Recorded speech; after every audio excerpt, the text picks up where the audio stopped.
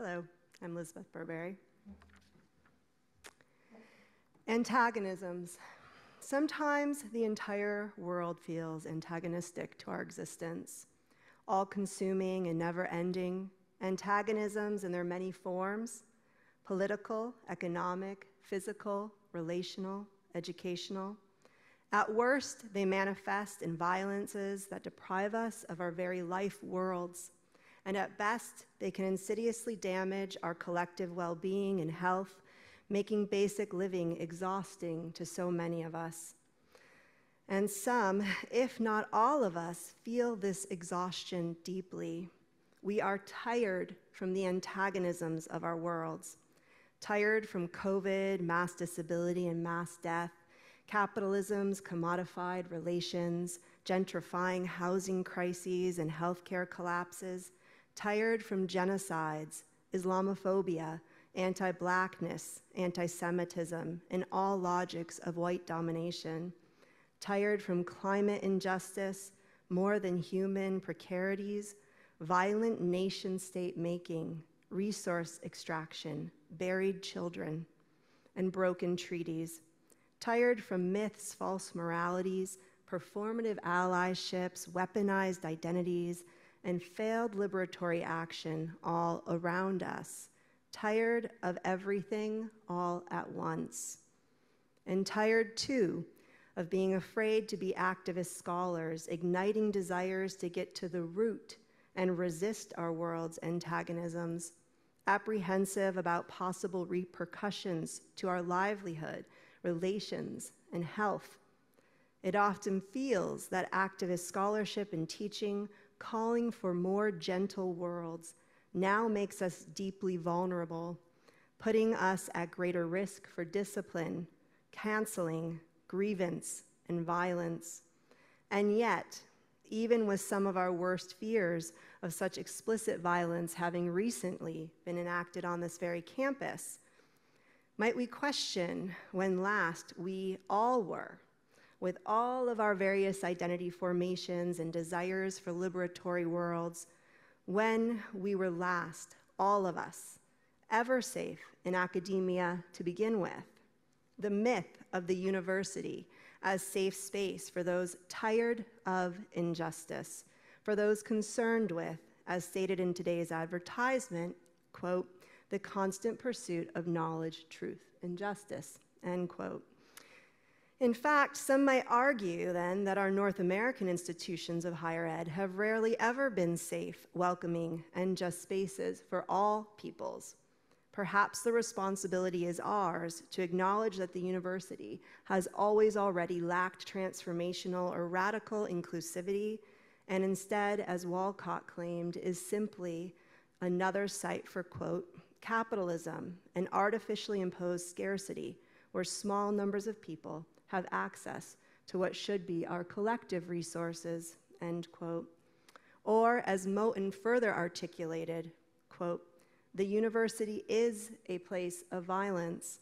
It has always been a structure for the regulation and relatively brutal and strict incarceration of intellectual life, not a place for it to flourish, end quote. And so, perhaps, desires for spaces of transformational learning, progressive intellectualisms, and radical refusals that make way for, as Tuck and Yang encouraged, quote, resistance, reclaiming, recovery, reciprocity, repatriation, regeneration, end quote, towards some sort of real structural change, are both antagonistic to the current institutions and antagonized by them. But such antagonisms are well hidden, and I watch as students, as Kelly observed, quote, speak of the real world as some concrete wilderness overrun with violence and despair, and the university as though it were some sanitized sanctuary distant from actual people's lives and struggles, end quote. And woefully, even with the public's growing suspicion of institutions, the myth of the intellectual refuge of the just university still tricks many of us to enter with hopes and dreams of finding a landing away from the oppressions of the real world, with hopes of finding ourselves in spaces of curiosity, where imagining and enacting differently just worlds becomes possible. And with such hope, I asked in 2023, could this be the moment that academia as we know collapses into something soft, kind, warm, engaging, cooperative, and loving? Could we create something otherwise? And might that otherwise be absolutely necessary to our collective survival everywhere? Could we become that real sanctuary? It would be nice.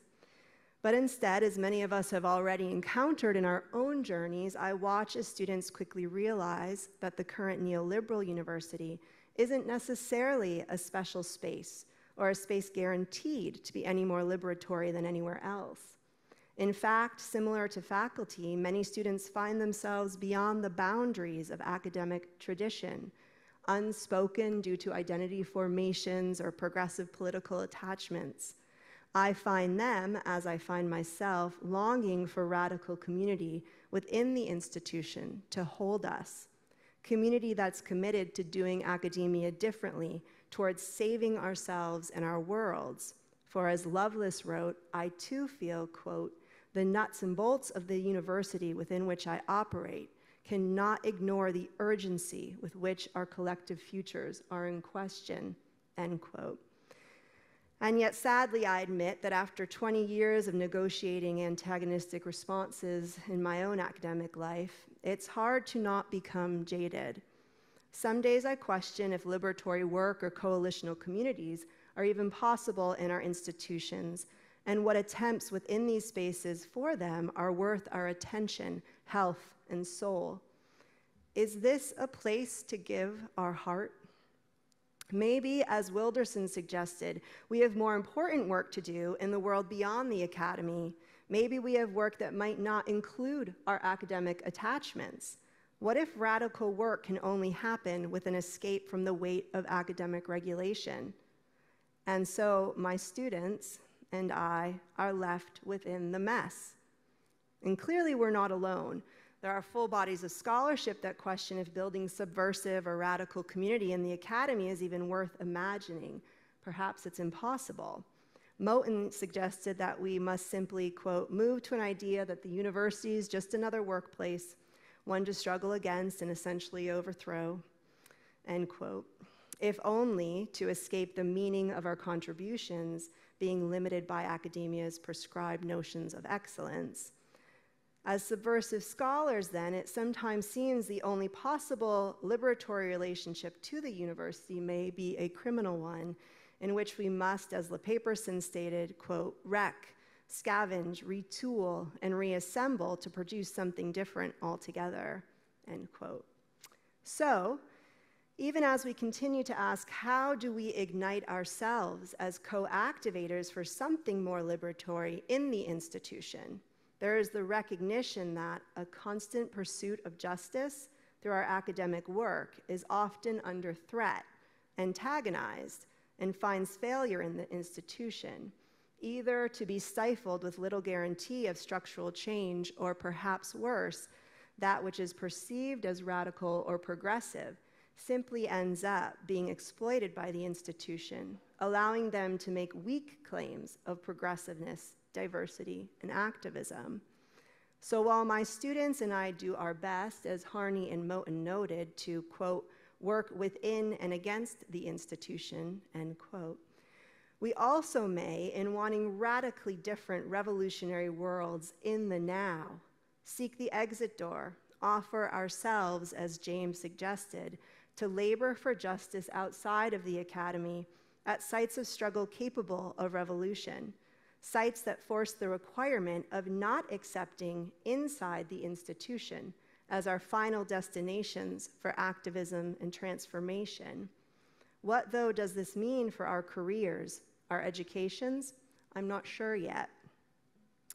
And so now then, back to being tired, back to still staying with the trouble in our academic spaces, back to trying to mobilize our activist scholarships even in the face of antagonisms, failures, and impossibilities, because we, like the Abolition Collective, quote, refuse to abandon the resources of academia to those who perpetuate the status quo, end quote.